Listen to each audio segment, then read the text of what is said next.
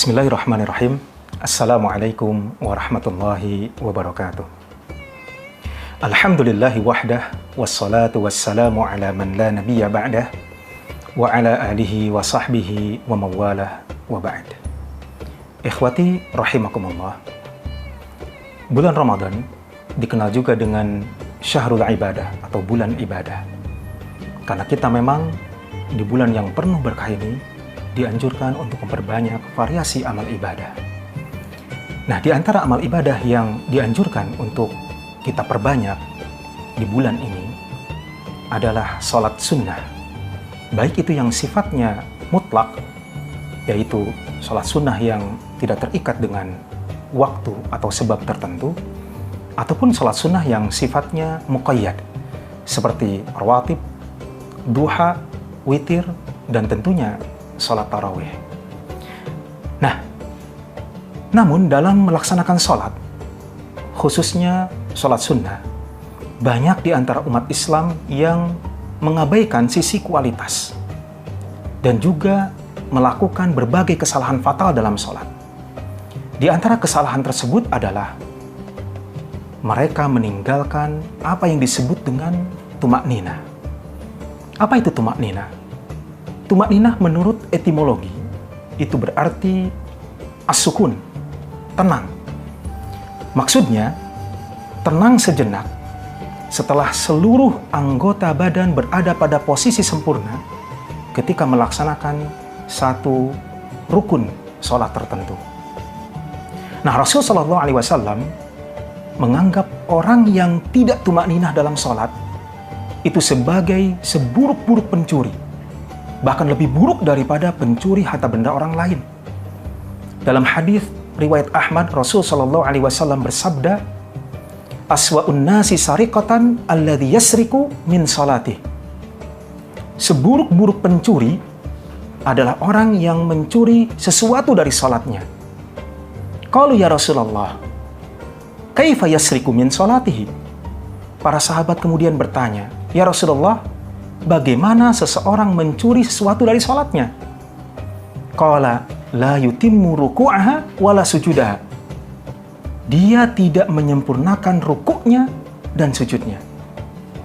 Dalam hadis lainnya riwayat Bukhari, hadis yang dikenal dengan al-musi'u fi salatihi, yaitu hadis orang yang buruk salatnya. Rasul sallallahu alaihi wasallam pernah mengingatkan seorang sahabat yang buruk salatnya karena dia tidak tumakninah dalam sholat. Kemudian Rasul pun meminta kepada sahabat tersebut untuk mengulangi sholatnya dengan bersabda, "Irji' fasalli fa innaka lam tusalli." Kembalilah, sholatlah, karena kamu sesungguhnya belum sholat. 3 kali Rasul meminta sahabat tersebut untuk mengulangi sholatnya. Kemudian setelah itu, baru Rasul mengajarkan kepada sahabat tersebut cara sholat yang benar. Idza qumta ilas salati fakabir. Jika kamu berdiri hendak melaksanakan sholat, maka takbirlah. Sumakro ma tayassara ma'aka minal Qur'an. Kemudian bacalah ayat Al-Quran yang mudah bagimu. Summarka hatta tatma'inna raki'an. Kemudian rukuklah kamu hingga kamu benar-benar rukuk dengan tumakninah. Summarfa hatta ta'tadila qa'iman. Kemudian bangunlah hingga kamu benar-benar berdiri dengan tegak. Summasjud hatta tatma'inna sajidan. Kemudian sujudlah kamu hingga kamu benar-benar sujud dengan tumakninah. Summarfa hatta tatma'inna jalisan. Kemudian bangunlah hingga kamu duduk benar-benar dengan tumakninah. Sumaf'al dzalika fi shalatika kulliha. Kemudian lakukanlah itu di seluruh salatmu.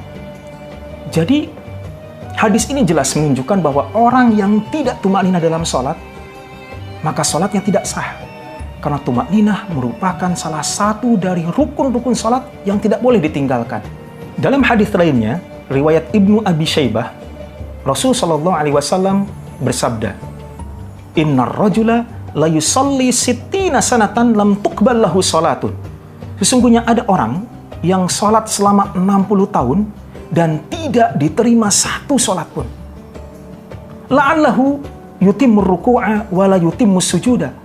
Bisa jadi karena dia menyempurnakan rukuknya, tapi dia tidak menyempurnakan sujudnya. Wa yutimmu sujuda wa la yutimmu ruku'. Atau dia menyempurnakan sujudnya, tapi dia tidak menyempurnakan rukuknya. Oleh karena itu, marilah kita perbaiki salat kita.